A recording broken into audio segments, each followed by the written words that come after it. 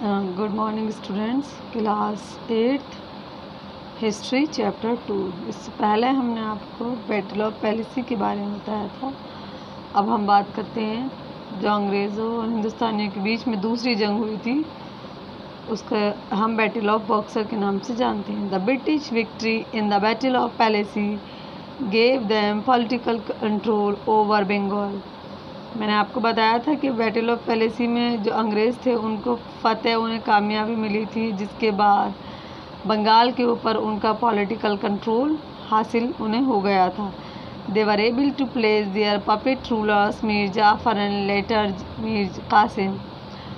और जो अंग्रेज़ थे वो फिर जो बंगाल के जो नवाब थे, जो हुक्मरान थे, मीर जाफ़र और उनके बाद में Mir Qasim as a nawab of Bengal, तो इनको वो किस तरह से इस्तेमाल कर रहे थे? एज अ पपेट, कठपुतली। यानी कि कहने को तो ये लोग नवाब थे, लेकिन सारे जो इख्तियारात थे, पूरा कंट्रोल था, वो सब अंग्रेज़ों के हाथ में था और ये अंग्रेज़ों के हाथ की कठपुतलियाँ बनकर रह गई थी। In the beginning Mir Qasim assign the jagir of Burdwan, Midnapore and Chittagong to the company and gave valuable present to its officer। शुरू में मीर कासिम ने कौन कौन सी जागीर अंग्रेज़ों को दे दी थी? क्या ईस्ट इंडिया कंपनी को? बर्दवान, मिंदापुर एंड चित्तागांव, ये सारी वो जागीर थी जो अंग्रेज़ों को दे दी थी और उनको and give valuable present to its officer, और उनकी जो ऑफिसर्स थे अंग्रेज़ों के, उन्हें काफ़ी कीमती तोहफे दिए थे। However, he proved to be capable ruler who attempted to improve the administration from very beginning of his ruler। He proved to be capable ruler। वो एक तरह से प्रूव कर चुके थे कि who attempted to improve the administration, कि कौन अटेम्प्ट कर सकता था, किस तरह से एडमिनिस्ट्रेशन को बढ़ा सकते थे, किस तरह से एडमिनिस्ट्रेटिव टास्क को हम इम्प्रूव कर सकते थे, बेहतर कर सकते थे from very beginning of his rule. यानी कि जब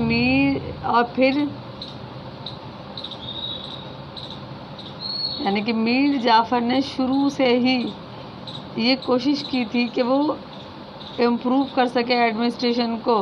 ही डिड नॉट विश, वो नहीं चाहते थे, ख्वाहिश नहीं थी, to remain a puppet with angered the British. यानी कि वो ये बिल्कुल नहीं चाहते थे कि वो ब्रिटिश अंग्रेज़ों के एक कठपुतली की तरह बन के रहे। यानी कि सारे पावर तो रहे अंग्रेज़ों के पास और मीर जाफ़र क्या रहे हैं, उनके कठपुतली की तरह।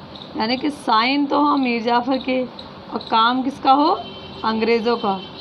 ये कोई भी नहीं चाहेगा। Mir Qasim was defeated by the British in 1763। Mir Qasim जो थे वो अंग्रेज़ों से 1763 में एक जंग हुई थी, उसमें हार गए थे। He fled to Awadh and formed an alliance with the Nawab of Awadh.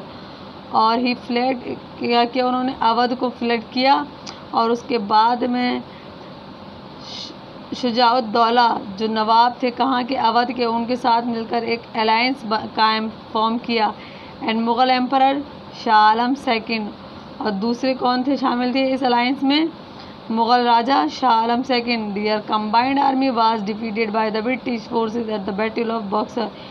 इन दोनों की आर्मी भी, यानी कि जो अलायंस तैयार किया था अंग्रेज़ों से लड़ने के लिए, एक आर्मी तैयार की थी, तो वो आर्मी भी हार गई थी अंग्रेज़ों की फ़ौज से। किसमें, कौन सी जंग में हार गई थी? इसी जंग में जिसकी अभी हम बात कर रहे हैं, बैटल ऑफ बॉक्सर में।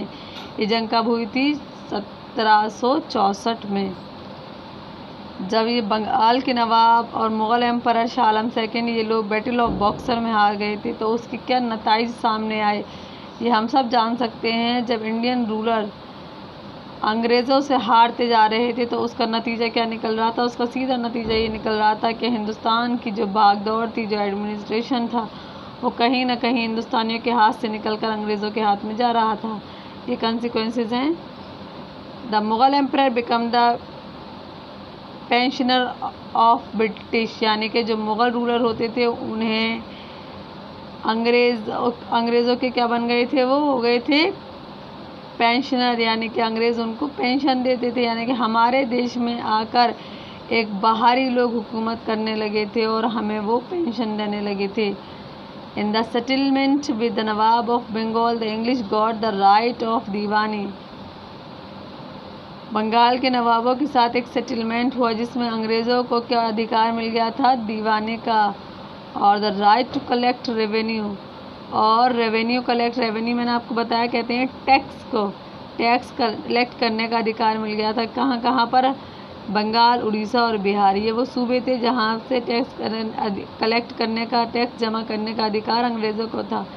ये हमारी बहुत बड़ी कहीं ना कहीं तरह से हम कहेंगे ये अंग्रेज़ों से हिंदुस्तानियों की शिकस्त थी कि हमारे देश में टैक्स कलेक्ट करने वाले वो कौन होते थे, उन्हें क्या अधिकार था कि वो बाहर से आने वाले व्यापार करने के लिए आए थे और हमारे देश में आकर हुकूमत करते, एडमिनिस्ट्रेटिव ड्यूटीज़ और उन्होंने परफॉर्म की, यहाँ तक कि कलेक्ट उन्होंने किया टैक्स क्यों कलेक्ट करेंगे।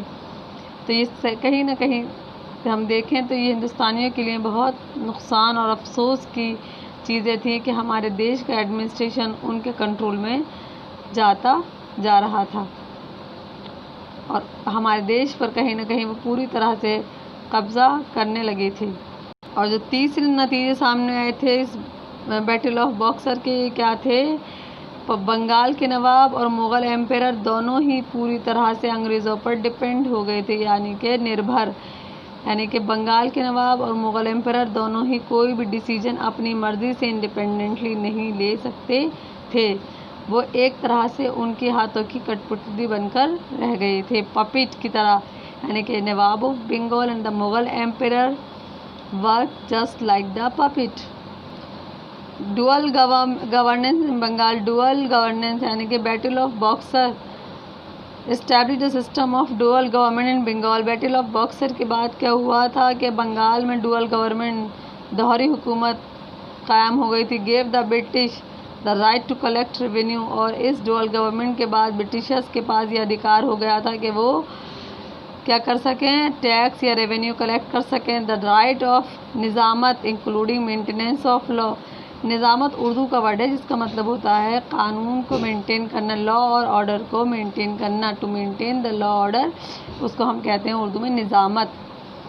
तो राइट ऑफ निज़ामत जो मेंटेनेंस का अधिकार था सोसाइटी में, लॉ ऑर्डर मेंटेनेंस का अधिकार भी उसमें शामिल था।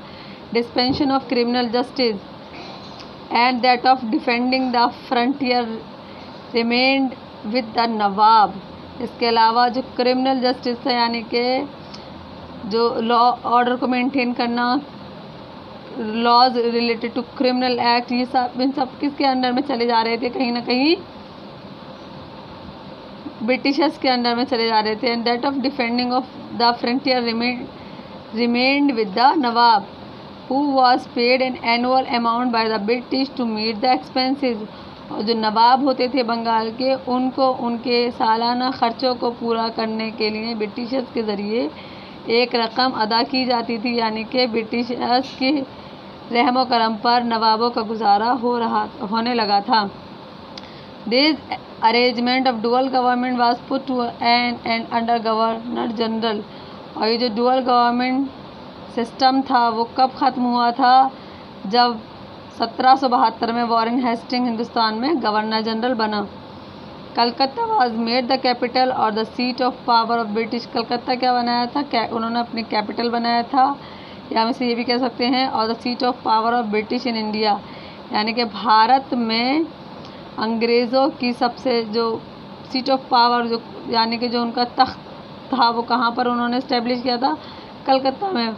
कलकत्ता है ना, फोर्ट विलियम फोर्ट, वो अंग्रेज़ों ने ही कायम की थी। कलकत्ता एक क्या है, कोस्टल एरिया है, वहाँ से ट्रांसपोर्ट में आसानी रहती है, इसलिए उन्होंने कलकत्ता को चुना था। It was later in 1911 that Delhi was declared as the capital of India. लेकिन बाद में 1911 में दिल्ली को भारत की राजधानी डिक्लेयर किया गया। तो 1911 में क्या हुआ, 1911 में फिर दिल्ली भारत की राजधानी डिक्लेयर हो गया। नेक्स्ट टॉपिक जो भी हैं वो हम आपके नेक्स्ट वीडियो में डिस्कस करेंगे। Thank you.